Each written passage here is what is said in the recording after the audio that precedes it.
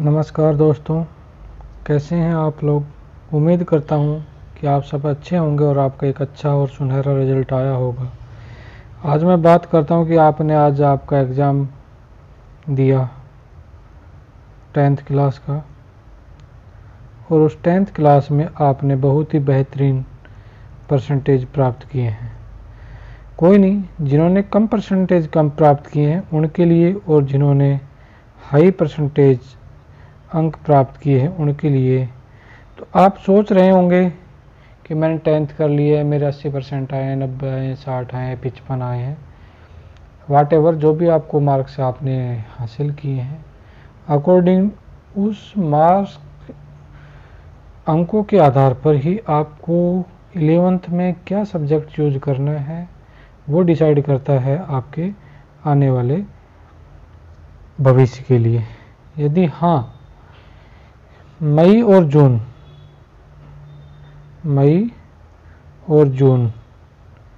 ये 2 महीने एक स्टूडेंट के लिए और एक किसान के लिए बहुत ही इम्पोर्टेंट होते हैं, क्योंकि मई और जून में ही एक 10th 12th के स्टूडेंट का रिजल्ट आता है, उससे वो अपने आने वाला भविष्य निर्धारित करते हैं। मई और जून में होने वाली बारिश से किसान अपनी आगामी फसल बोता है, तो उस फसल से ही वो अपना भविष्य निर्धारित करते हैं।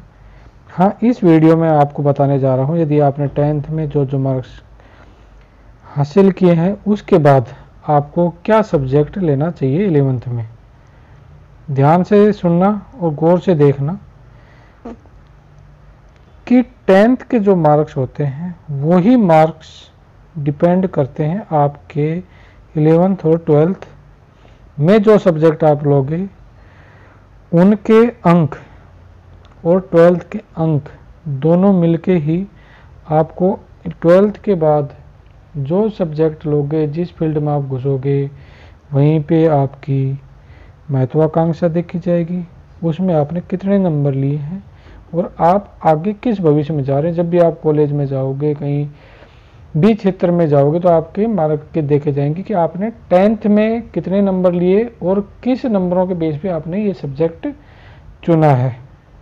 वो सब्जेक्ट आपने चुना है उसके हिसाब से ही आपके कॉलेज टाइम की जो स्टडी है वो डिपेंड करेगी। मैं आपको बताने जा रहा हूँ 10th में आपने अच्छे परसेंट लिए हैं, उसमें जनरली क्या होता है, कुछ लोग स्टूडेंट क्या करते हैं, जनरली उसमें कुछ सब्जेक्ट है उनका चूज करते हैं। सबसे पहले मैं आपको नॉर्मली लेके चल रहा हूँ आर्ट्स जो सोचता है यार मेरे 50-60% बचे हैं, मेरे physics chemistry bio, physics chemistry math, agriculture, ये सारे सब्जेक्ट मैं नहीं पढ़ पाऊंगा, तो मैं आर्ट ले लेता हूँ। हाँ, आर्ट सब्जेक्ट सुनने में बहुत ही आसान लगता है, इसमें गुणा भाग नहीं होते।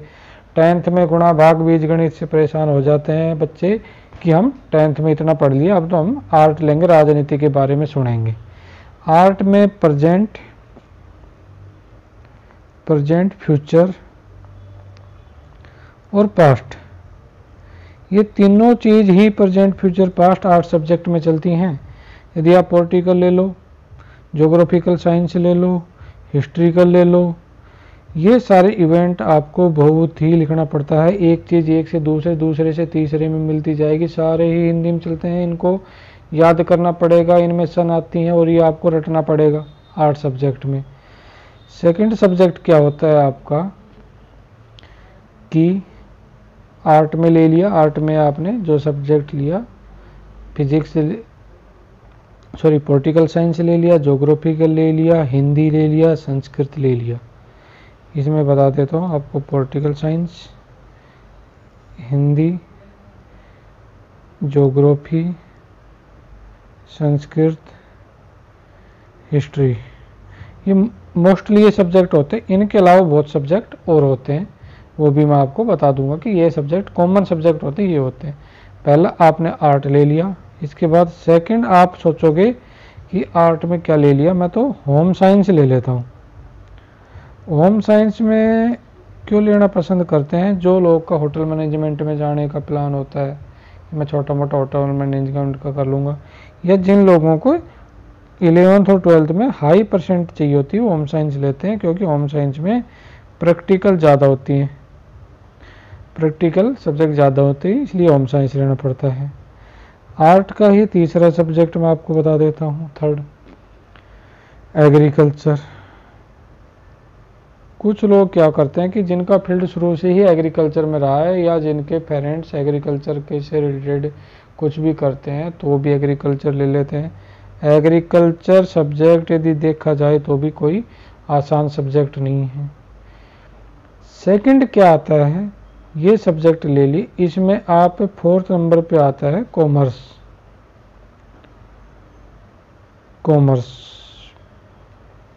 अब कुछ लोग कॉमर्स को चूज कर लेते हैं कि इसमें जैसे अपने अकॉर्डिंग टू जिनका बिजनेस पहले से चला आ रहा है कि भाई हमारी इकोनॉमिकली देखनी है, एक जिनके पेरेंट्स बैंक में है कि किसी का बिजनेस चल रहा है या कोई प्राइवेट जॉब कर रहा है, कोई अकाउंटेंट उनके हैं, तो वो सारे लोग कॉमर्स को चूज कर लेते हैं। आर्ट के अलावा 10th में आप आर्ट में ले लिए, उसके बाद आपके साइंस से सारे सब्जेक्ट हो गए। सेकंड थिंग्स क्या आता है, जनरली होते हैं ये सब्जेक्ट आप ले लिए। सेकंड सब्जेक्ट जो आता है, कुछ लोग क्या करते हैं कि 10th कर ली, 10th के बाद हम एक कोई ऐसा कोर्स कर लेते हैं, कोई भी पॉलिटेक्निकल कर ली, पॉलिटेक्निकल कर लेते हैं, 3 साल की होती है। उसके बाद वो फिर आगे नॉन अटेंडिंग 11th कर लेते हैं, नॉन अटेंडिंग 12th कर लेते हैं। कुछ लोग ITI कर लेते हैं, 2-3 साल की होती है। ITI में भी 2-3 ट्रेड मोस्टली होते हैं, एक डीजल होता है, एक फीडर होता है, एक इलेक्ट्रिकल होता है। ये 3 मोस्टली होते हैं, उसके अलावा बहुत सारी चीज़ें होती हैं ITI में, वो लोग कर लेते हैं। कोई 6 महीने का होता है, कोई 2 साल का होता है, कोई 2.5 साल का, ही अलग अलग डिफरेंस कोर्स होते हैं, ये कर लेते हैं। लेकिन ITI और पॉलिटेक्निकल लगभग सेम है। आप पॉलिटेक्निकल करके BTech कर सकते हो और ITI करके पॉलिटेक्निकल कर सकते हो। हाँ, इसके अलावा आप कुछ डिप्लोमा सर्टिफिकेट कर लेते हैं। ये जो 2 साल 1.5 साल और ये सारे डिप्लोमा में ही आते हैं। ये पैरामेडिकल में आप कर सकते हो।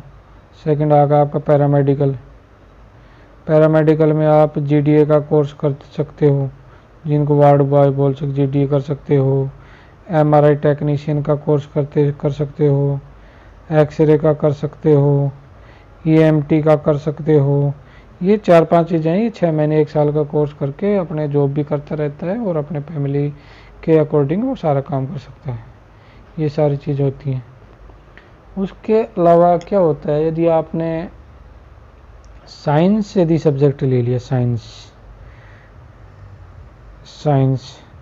अब साइंस सब्जेक्ट से बच्चे पता नहीं क्यों डरते हैं, हालांकि उससे डरना नहीं चाहिए। इसमें क्या होता है कि इसमें 9th और 10th की जो आपकी बुक्स पढ़ी हुई होती हैं कि साइंस पढ़ा हुआ होता है, मैथ पढ़ी हुई होती है, केमिस्ट्री तो नहीं होती लेकिन सिमिलर केमिस्ट्री भी होती है।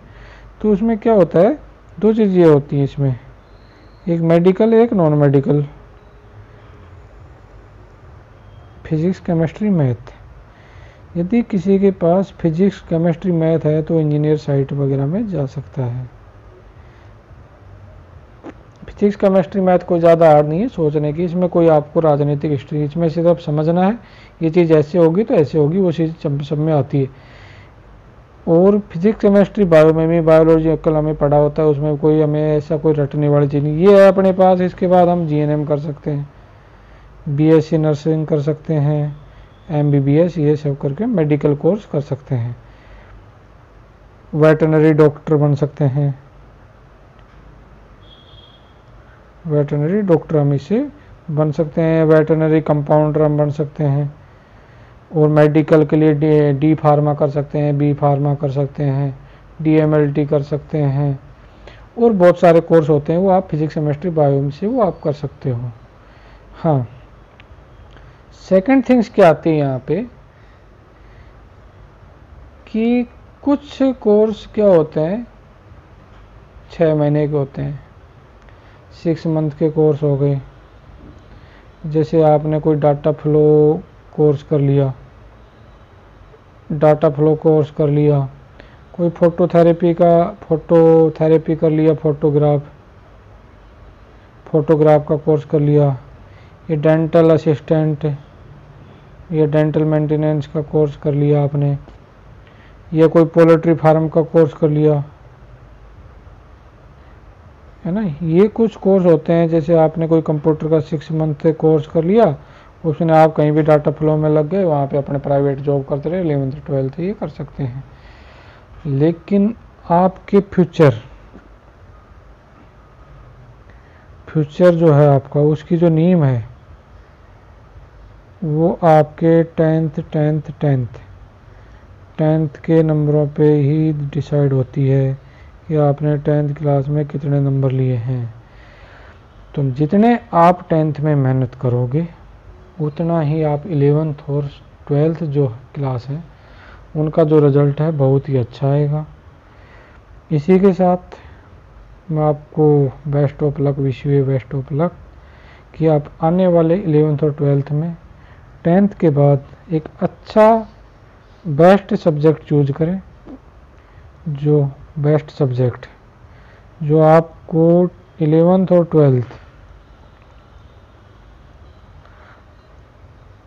12th में एक्सेसिव परसेंटेज प्राप्त करो सको। उसके बाद 12th में भी आप अच्छे मार्क प्राप्त कर सकते हो।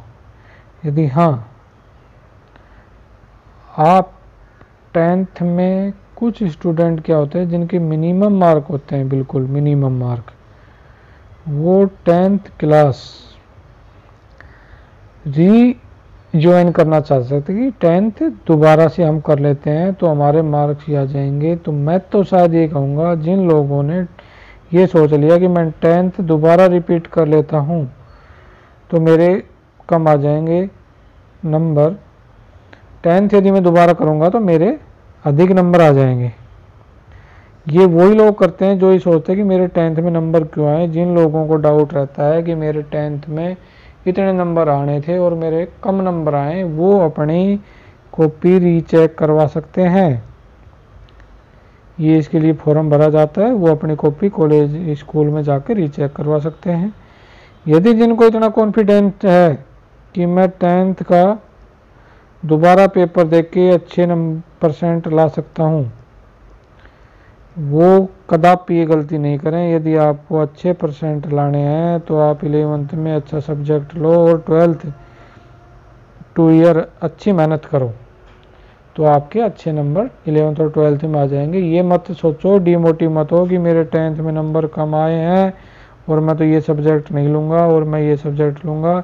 यदि आपका हौसले बुलंद है, करने की इच्छा है और आप करना चाहते हैं, तो आप 10th की बजाय आप जाइए 11th में, एक्सेसिव मेहनत कीजिए और 12th में एक्सेसिव मेहनत कीजिए। Wish you best of luck. Thank you so much. आपको वीडियो अच्छी लगी हो तो प्लीज़ सब्सक्राइब ज़रूर करें और आपको